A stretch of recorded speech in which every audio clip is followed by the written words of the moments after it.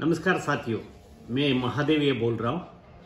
आज कोई बाहर नहीं गया, इसलिए सोशल मीडिया में कुछ मुद्दों को लेके हमारा बात रख सके, ये आप लोग का नया लोगों के पास जाने के लिए ये करने का हम लोग कोशिश कर रहा है। साथियों, आजकल में पिछले हम लोग इंटरप्रेट अंगर पास्ट की आंदोलन के बाद बहुत कुछ डेवलपमेंट हुआ। सरकार ने हमारा बातचीत में हुआ। इसके बाद सरकार ने हम लोग का एक 5-6 मुद्दा पर मांगा था। इसके बाद अभी सरकार ने दोबारा पीरियडिकल मीटिंग इसका मांगा है। हम लोग पहले भूख हड़ताल के बाद कुछ सेटलमेंट के लिए कुछ 5 मुद्दे मांगा था। ये 5 मुद्दे भी हम लोग सबमिट कर लिया है। इसके अलावा पीरियडिकल मीटिंग में दोबारा हम लोग 3 मुद्दा का सरकार ने मांगा है। इसका भी हम लोग सबमिट कर लिया। पूरा इसका वेबसाइट में हमारा सोशल मीडिया में हम लोग दाखिल कर लिया। मैं एक बिंदु पर आज बहुत लोग क्वेश्चन मांग रहा है, हम लोग इस पर मैं थोड़ा विवरण देने के लिए मैं प्रयास कर रहा हूँ। एक हमारा लीगल स्टेटस का हिस्ट्री का संबंध में, लीगल स्टेटस मतलब होल्डर ऑफ सिविल पोस्ट के लिए। सिविल पोस्ट मतलब 8 घंटा काम, 8 घंटा का सारे सुविधा। इस संबंध में आज का दिन में नया जीडीएसपी डिपार्टमेंट में आ रहा है। बहुत लोग पदोन्नति हो रहा है। सभी का मन में इसका हमारा इतिहास क्या है, जीडीएस एम्प्लॉयज का वास्तु इतिहास कैसे आया, कैसे आज तक हम लोग इतना दूर तक को पहुंचा है। अभी तक हमारा मांग सिविल सर्वेंट का 8 घंटा का काम क्यों नहीं मिल रहा है, इस संबंध में एक नजर डालने के लिए मैं आप लोग के सामने कोशिश कर रहा हूं। साथियों, आप लोग को मालूम है 1770 में लगभग 1,70 वर्ष का पहले भारत देश में ब्रिटिश गवर्नमेंट होता है। ब्रिटिश का क्राउन का अधीन में भारत में भी एक संविधान के को अधिकार चलता रहता है। ये लोग एक टाइम में 1760 में 1780 में रेलवे, पोस्टल इत्यादि कुछ एस्टैब्लिशमेंट का शुरू करता है। इसी समय में 1767 में पोस्टल डिपार्टमेंट का भी ये स्थापित करता है। ये स्थापित करने के बाद तो ये आगे समय के अनुसार बढ़ता रहता है। आपको मालूम है, इसी के अनुसार 5-6 साल के बाद तो एक्स्ट्रा ऑनोरियर एम्प्लॉयज करके ईडी एम्प्लॉयज बोला जाता था। आज ग्रामीण डाक सेवक का ये ईडी ऑनोरियर एम्प्लॉयज करके एक ऑनोरियम सिस्टम के बेस पर ईडी सिस्टम का ब्रिटिश लोगों 1770 में ये लेके आता है। इसके बाद तो समय बदलता है, आज़ादी बढ़ता है। आज़ादी में भी हमारा लोग ईडी एम्प्लॉयज एक टाइम का ईडी एम्प्लॉयज भाग लेता है। कर्नाटक वगैरह में कुछ लोगों पारसी का भी हो जाता है।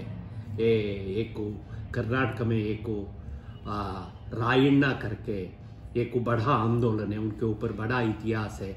ये भी एक ईडी का रनर का काम करता रहता है, उनको फांसी होता है। आज भी उन्होंने हीरो है इन कर्नाटक का इतिहास के अंदर, पूरा साउथ का इतिहास में।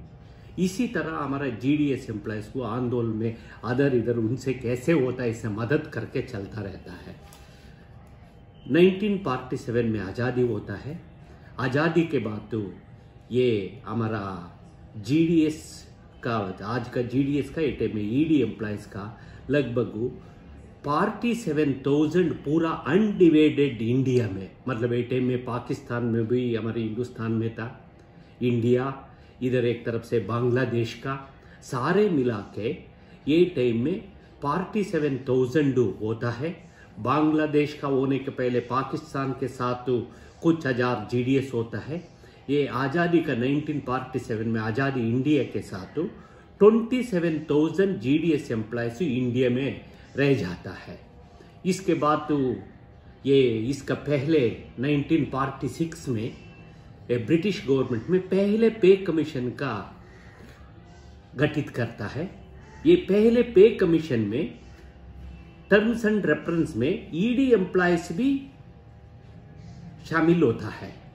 परंतु आज़ादी होने के बाद तो आज़ाद भारत के सरकारों ने ये टाइम में ब्यूरोक्राट्स ने खासकर ईडी एम्प्लॉयज के लिए ये टाइम में 25-12 रुपए तनख्वाह मिलता है। इसका 25 रुपए करने के लिए रिकमेंडेशन करता है फर्स्ट पे कमीशन ने।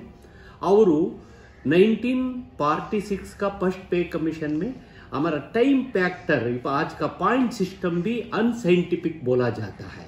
ये टाइम में फर्स्ट पे कमीशन ये बोलता है ये कर्मचारी अपॉइंटमेंट होने के बाद भारत सरकारों कोई विभाग के कोई जगह में काम करने हो तो उनको चल के अटेंडेंस रजिस्टर में साइन किए हो तो काम लेने का काम उन एडमिनिस्ट्रेशन के ऊपर होता है। इसलिए ये पॉइंट सिस्टम अनसाइंटिफिक करके पहले पे कमीशन बता देता है, परंतु इस फर्स्ट पे कमीशन का लागू नहीं होता। ये ईडी एम्प्लॉयज के लिए ये बेनिफिट नहीं मिलता, आज तक भी अधूरे में है हम लोगों। इसके बाद तो 10 साल ऐसे चुप हो जाता है, ईडी के संबंध में कोई पूछता नहीं, जीडी के संबंध में टाइम में कोई आंदोलन नहीं, कोई संगठन नहीं। हम लोग अधर इधर P3 P4 के साथ कुछ संघर्षों में अधर इधर भाग लेके साथ में रहता है। इसके बाद 1967 में 66-67 में राजन कमेटी एक गठित करता है। राजन एक डीडीजी था, पोस्ट एंड टेलीकॉम का ऑफिसर। उन्होंने 2 साल पूरा ये देश का स्टडी करने के बाद उन्होंने कर्मचारी का स्टेटस नहीं देता है, उन्होंने तनख्वाह बढ़ाने का बात नहीं करता। फाइनली उन्होंने ऑनोरियम 50 पैसा बढ़ाने के लिए बोलता है, 50 पैसे। ये देश में इसका भी चुपचाप हो जाता है। फिर 70s में दोबारा एक कमेटी आता है। ये कमेटी का नाम है मदन किशोर कमेटी। मदन किशोर कमेटी ये भी डीडीजी लेवल का पोस्ट एंड टेलीग्राम का ऑफिसर होता है। उन्होंने पूरा 1 साल देश घूमने के बाद उन्होंने डिपार्टमेंट एटीएम का पोस्ट एंड टेलीग्राफ एडमिनिस्ट्रेशन का मध्यांतर रिपोर्ट देता है। इस रिपोर्ट में बोलता है जीडीएस एम्प्लॉयज मतलब ईडी एम्प्लॉयज ये टाइम में ये अनएम्प्लॉयमेंट के कारण पूरा इधर काम करने के लिए ग्रामीण क्षेत्र और इस क्षेत्र से आ रहा है, इसलिए उनको 100% तनख्वाह देना चाहिए, मतलब 8 घंटा का काम देना चाहिए, 8 घंटा का देना चाहिए करके उन्होंने मध्यांतर रिपोर्ट में देता है। इसके बाद ये टाइम में पीएनटी बोर्ड ने उनको बुला के पूछता है, वार्न करता है ये टाइम का डीजी ने, आप यदि डिपार्टमेंट में काम करना हो तो आप ठीक ठाक रिपोर्ट देना, नहीं हो तो आप रिजाइन करो करके बोलने के बाद तो फाइनल रिपोर्ट में बोलता है मैं देश भर में घुमा गया, परंतु जीडीएस एम्प्लॉयज का गांवों में कम रेट में सब्जी मिल जाता है, कम रेट में अनाज मिल जाता है, इसलिए अभी ये मैं बोलता मुझे उनको 100% तनख्वाह देने का जरूरत नहीं है, इवन 70-80% तनख्वाह दे दिए हो तो भी उनको चलेगा करके उन्होंने सिफारिश करता है। फाइनली इसका भी लागू नहीं होता। बाद में इसका तनख्वाह 30-40-50 हजार रुपए कुछ होता है। ये सिस्टम यही में जीडीएस एम्प्लॉयज का मतलब आज का जीडीएस एम्प्लॉयज का एक वर्चस्व उनको ऊपर पढ़ा लिखा लोग है। आज का दिन में बहुत पोस्ट ग्रेजुएट स्टूडेंट हर क्षेत्र का हर बहुत एफिशिएंट जीडीएस आज पोस्टल डिपार्टमेंट में आ रहा है, कंप्यूटर में काम कर रहा है, मोबाइल में, इवन डिपार्टमेंट से अच्छा हमारा जीडीएस एम्प्लॉयज का कार्यभार आज अच्छा चला रहा है। परंतु ये टाइम में ये कमेटियों में लिखा जाता था ईडी एम्प्लॉयज का हैंड राइटिंग अच्छा नहीं है, ये दबाव में ठीक से नहीं लिखता, उन्होंने ये ठीक करना चाहिए। इस तरह समय समय के अनुसार ये लोग क्रिटिसाइज सर पे ये करता है, परंतु कोई सुविधा नहीं देता। इसी के बाद तो सावूर कमेटी आता है। 1977 में हमारा राजम्मा गोकुलनंद दास का केस सुप्रीम कोर्ट में दर्जा होता है। देश भर में ओडिशा पूरा देश भर में लगभग 300 केसेस सुप्रीम कोर्ट तक पहुंच जाता है। क्या ये टाइम में ईडी एम्प्लॉयज का स्टेटस है, ईडी एम्प्लॉयज का अपॉइंटमेंट भी करता था और अगले दिन को उनको निकाल भी सकता था, क्यों शो कास्ट नोटिस भी नहीं देता था। पूरा देश भर से ये केस आने के बाद राजम्मा केस और गोकुलानंद केस के आधार पर सुप्रीम कोर्ट में लार्जर बेंच ने बोला जाता है ईडी एम्प्लॉयज का स्टेटस है ओल्डर ऑफ सिविल पोस्ट है, यदि 8 घंटा का नहीं हो तो 5 घंटा का ये पद ये ओल्ड ड्राफ्ट सिविल पोस्ट है, मतलब आज भी हम लोग 5 घंटे के लिए ओल्ड ड्राफ्ट सिविल पोस्ट है। ये टाइम में सुप्रीम कोर्ट ये बोलता है मास्टर एंड सर्वेंट का बीच में रिलेशनशिप है। जीडी एम्प्लॉयज का भी अपॉइंटमेंट एक ऑफिसर ने करता है, उनके ऊपर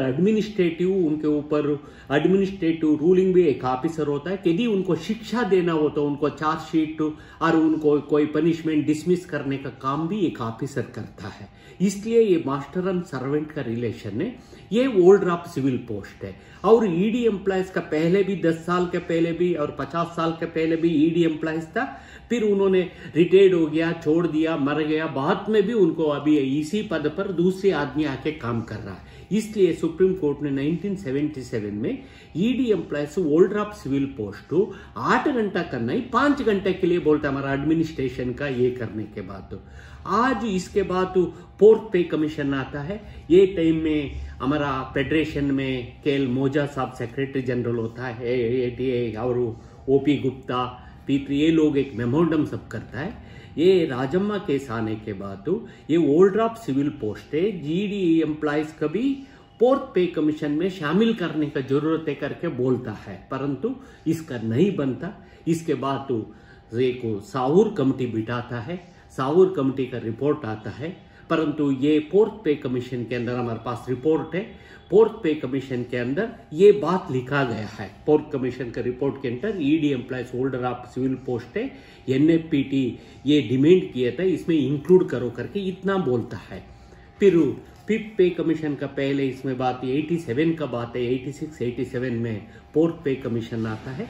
फोर्थ पे कमीशन का आके वो पूरा होने के बाद फिफ्थ पे कमीशन का समय आता है। फिफ्थ पे कमीशन समय में ये टाइम में हमारा देश में भी पॉलिटिकल चेंजेस हो जाता है। ये राजकीय बदलाव के साथ साथ हमारा पोस्टल डिपार्टमेंट में भी ये टाइम में ये जीडीएस एम्प्लॉयज P3 और P4 के साथ रहता है। देश भर में एक आक्रोश भी आता है।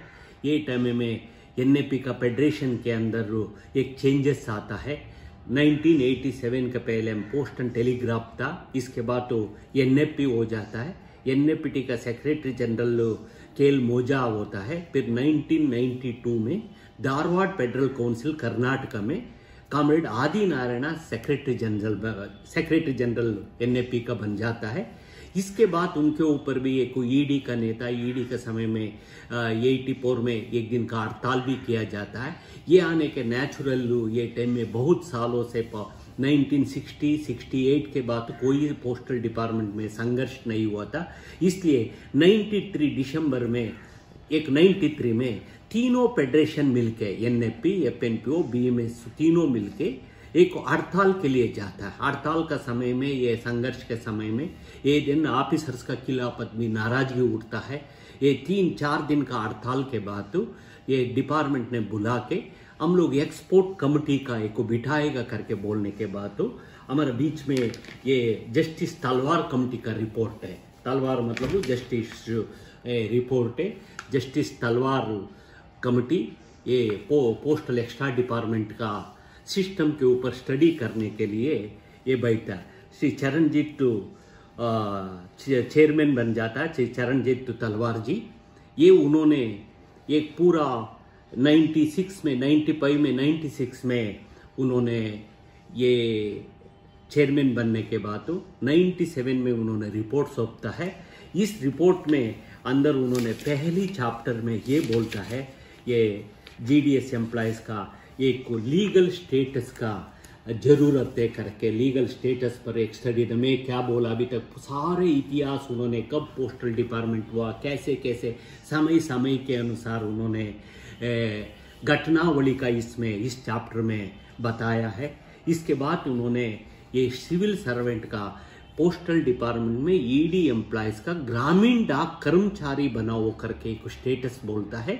और इसके बाद 7.5 घंटा उनको अपॉइंटमेंट देके उनके सारे ये सुविधा देने के लिए, मतलब और आधा घंटा लंच आवर डाल के उनको 8 घंटा का दर्जा देके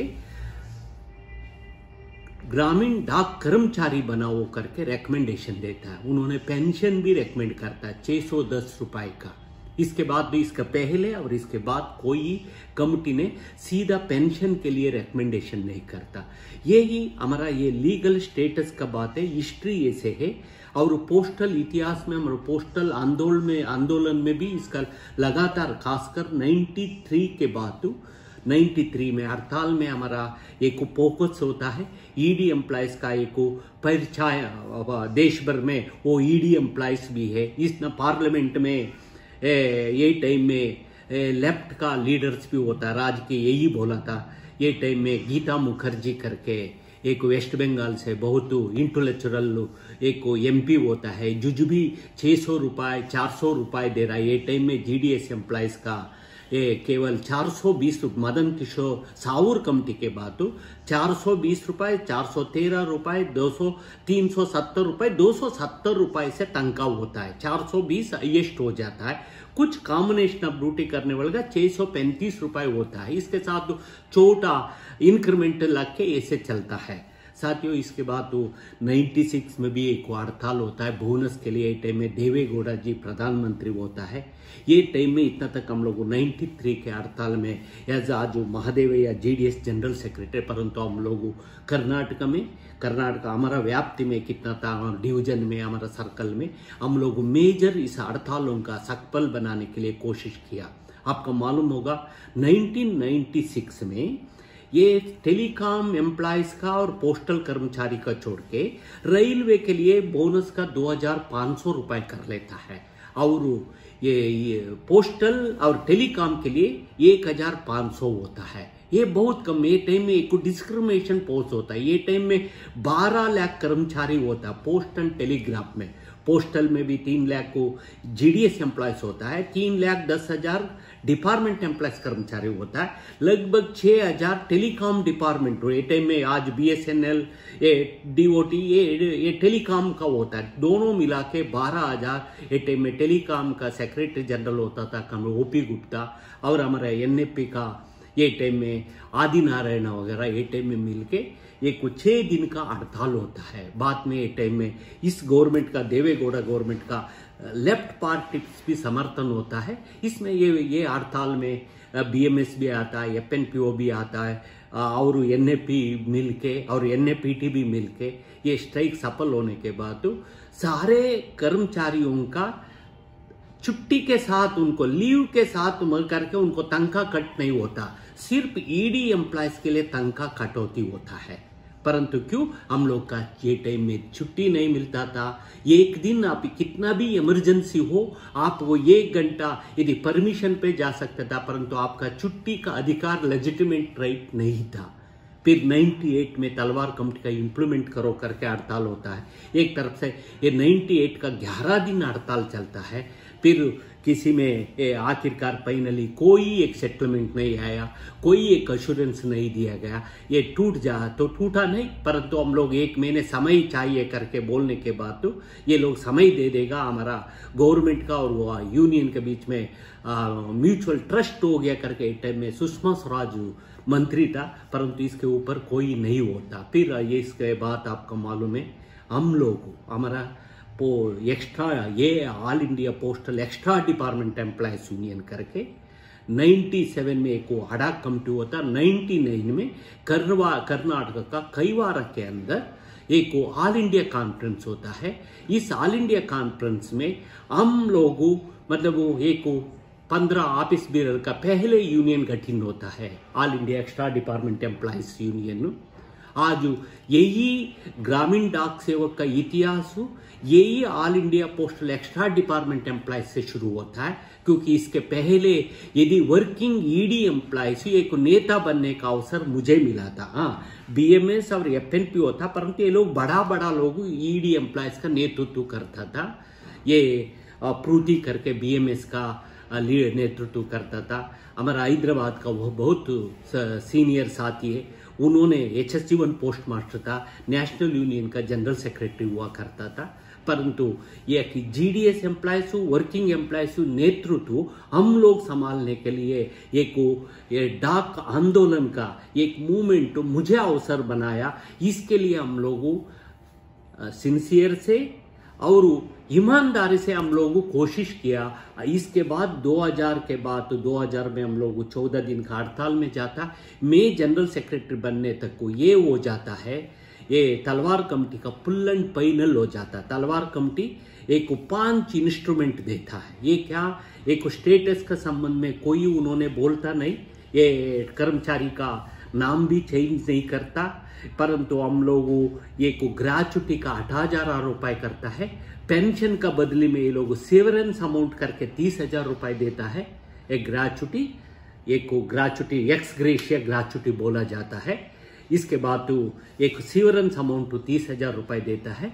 और लीव का इसके बाद 10 दिन का पेड लीव के लिए ये होता है। ये मैं जनवरी में बना। इसके बाद तो क्लैरिफिकेशन वगैरह TRCA लेके आता है, टाइम रिलेटेड कंटिन्यूअस। ये भी सारा कन्याकुमारी से कश्मीर तक को और इधर से नॉर्थ ईस्ट तक को मैं जनरल सेक्रेटरी बनने तक को कोई BPM के लिए 3 घंटे से ज्यादा किसी का अपॉइंटमेंट ऑर्डर नहीं था।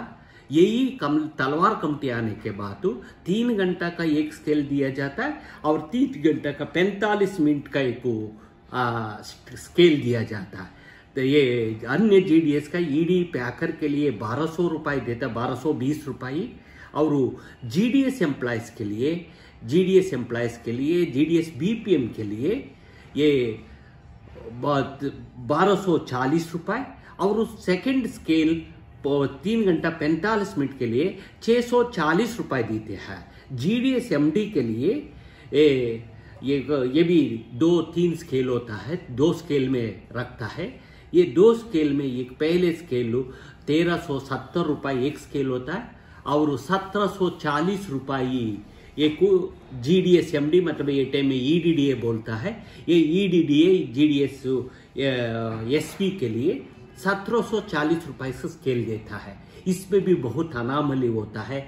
इसके बाद हम लोग बहुत संघर्ष, भूख हड़ताल, धरना वगैरह करके आखिरकार हम लोग 2000 में एक ऐतिहासिक 14 दिन का, हम लोग 14 दिन बोलता है, कुछ लोग 13 दिन बोलता है, परंतु हम लोग 14 दिन तक था।